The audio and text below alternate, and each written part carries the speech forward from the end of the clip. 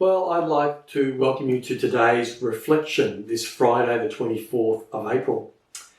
For the past 18 years, I have been involved in a mission aid program to Papua New Guinea.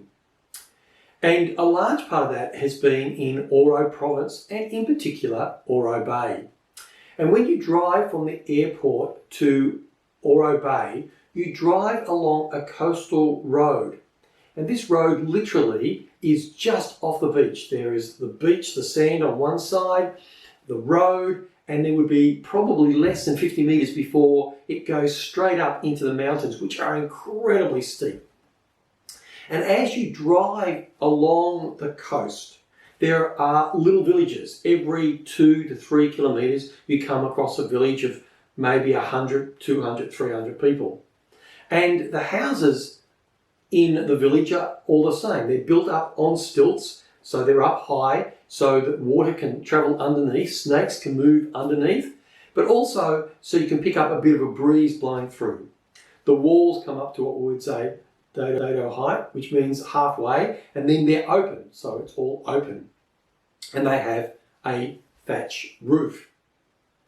The benefit of these villages is because they are literally built on the sand and on the beach, that they are able to get a cool breeze that blows through in the morning and in the evening, because it's incredibly hot. It's 30 to 35 degrees all year round and incredibly humid. And so they get this morning and evening cool breeze blowing through. The other benefit of being on the beach is that they've got canoes, and so they can go out and they can fish, and they come back with all sorts of beautiful fresh fish for breakfast, lunch and indeed dinner.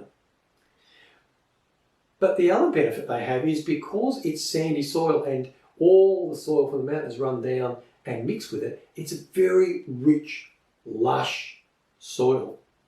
And I often say, if you find a green shoot of any kind and you just stick it in the ground, 9 out of 10 times it will sprout and it will grow.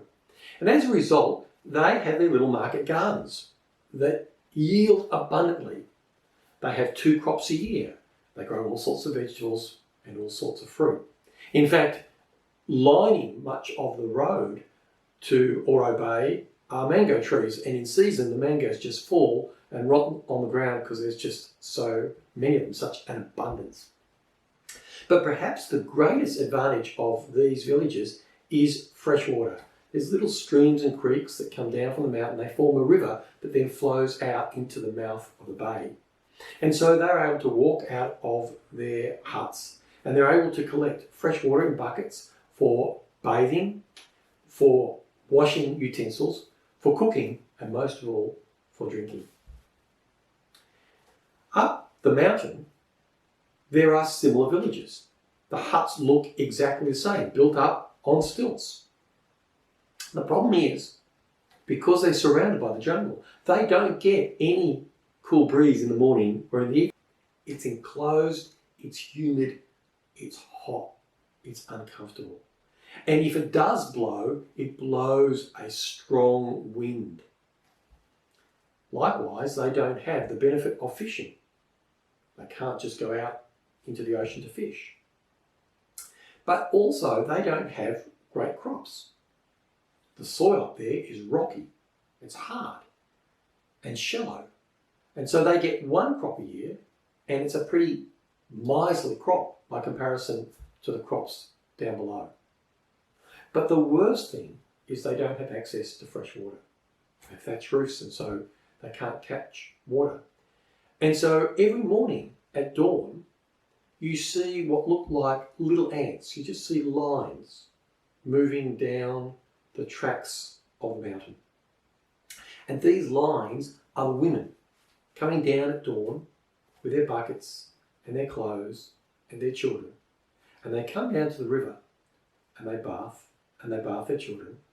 They wash their clothes, they put it in a bucket, and then they collect a bucket of water, which they put on their head, and they walk back up this mountain.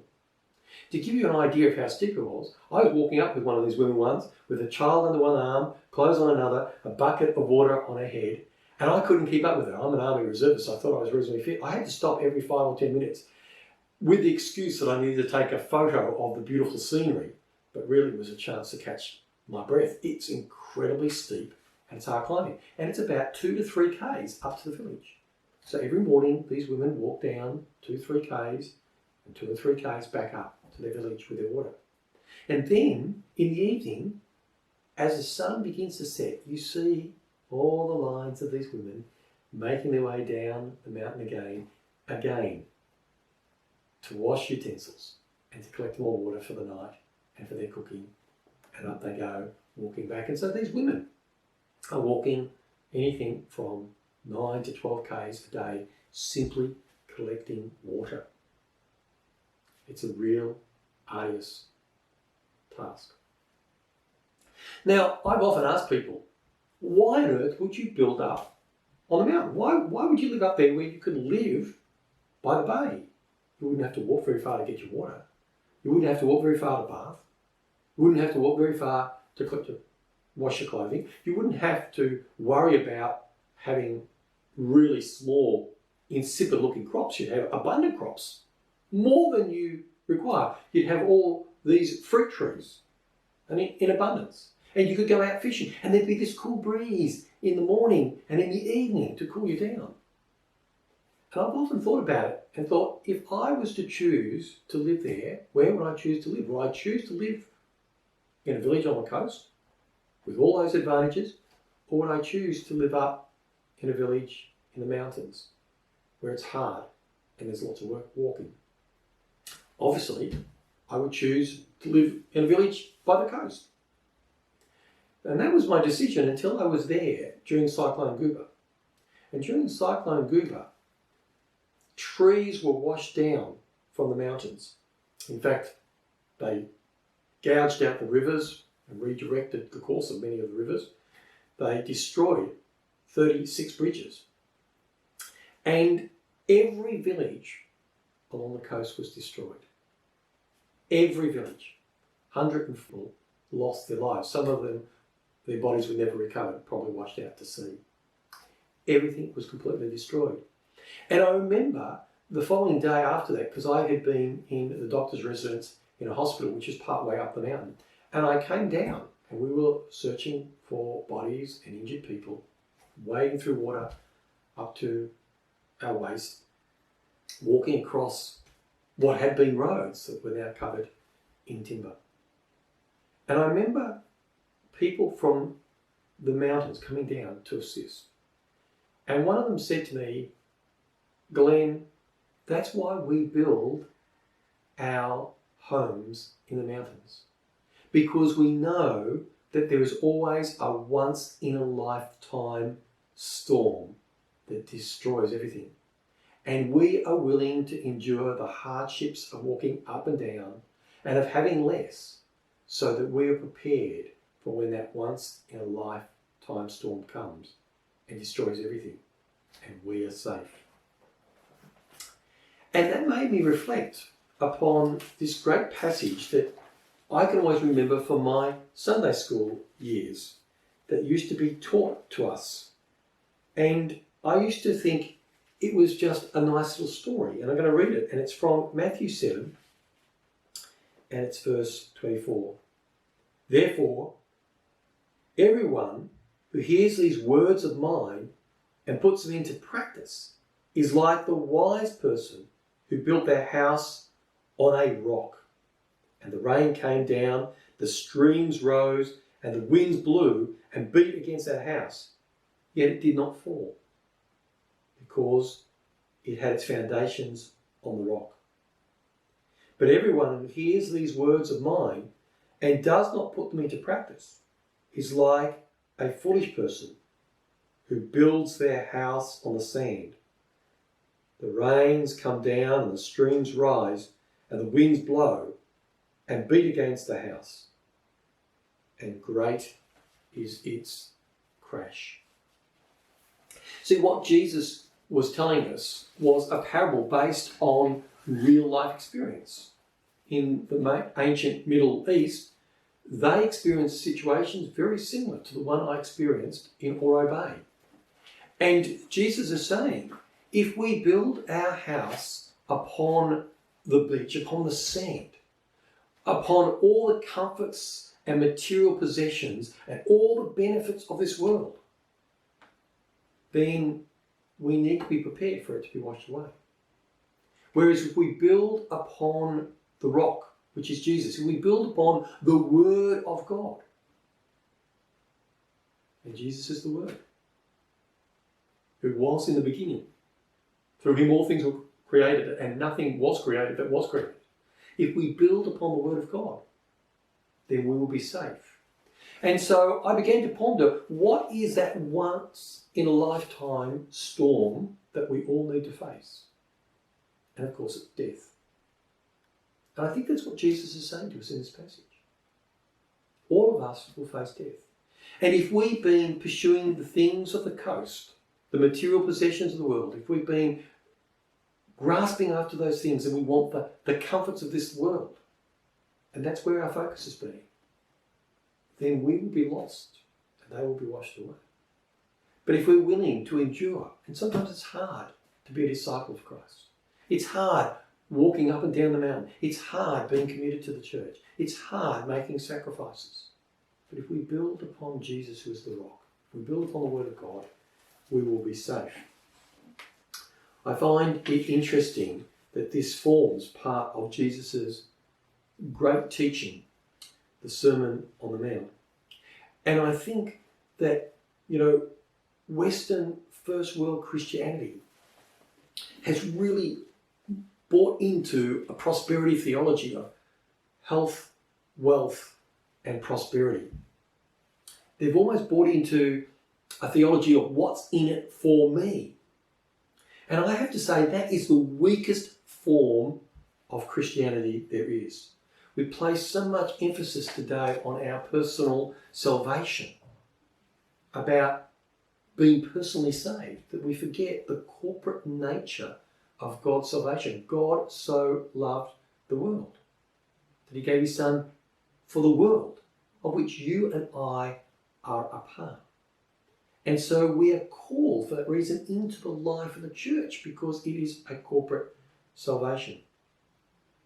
And it's interesting that earlier in the Sermon on the Mount, Jesus says these words, and it's one of my favourite passages. I often quote it. Do not store up for yourselves treasure on earth where moth, and the RSV used to say rust, here it says vermin, destroy, and where thieves break through and steal. But store up for yourselves treasure in heaven, where moth and vermin do not destroy, and where thieves do not break through and steal. For where your treasure is, there your heart will be also. And I wonder where our heart is at the moment. I suspect that much of the stress and the anxiety we are feeling at the moment, especially with COVID-19, is because we see our superannuation diminishing. We see our house prices devalued.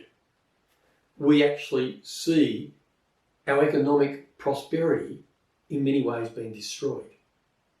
And I wonder if that's because we're focusing on things that are built on sand, the luxuries and benefits of this world.